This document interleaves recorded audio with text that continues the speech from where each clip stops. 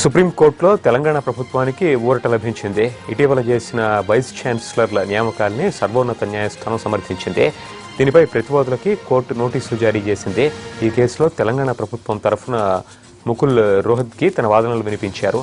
Court తాజా తీర్పుతో 8 యూనివర్సిటీల్లో వీసీలు అధికారికంగా బాధ్యతలు చేపట్టబోతున్నారు.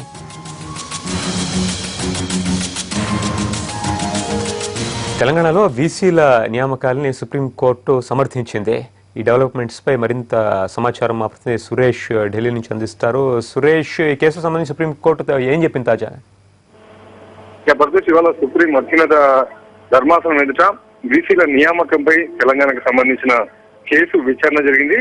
హైకోర్టు ఇచ్చినటువంటి ఉత్తర్వులను సవాల్ చేస్తూ సుప్రీంకోర్టును ఆశ్రయించిన తెలంగాణ సర్కార్కు ఊరట లభించింది.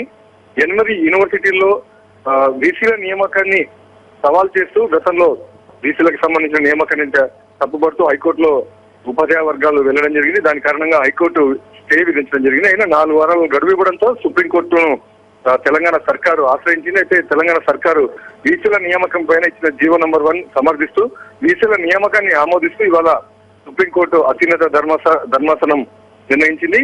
ఇవాళ సుప్రీం ప్రధాన న్యాయమూర్తి నిర్ణయం తీసుకున్నారు. వీసీల నియామకాన్ని ఆమోదిస్తూ నిర్ణయం తీసుకున్న ధర్మాసనం ప్రతివాదులకు నోటీసులు జారీ చేసింది.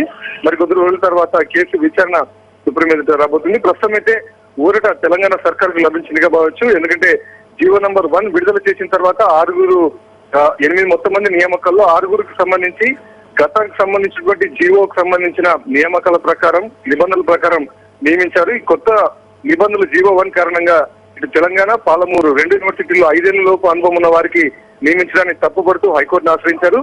ఇదంతా జరిగిన తర్వాత సుప్రీం ధర్మాసనం ఇవాళ వాదనలు విని నిర్ణయం తీసుకుంది. Paritosh. Right, thank you Suresh.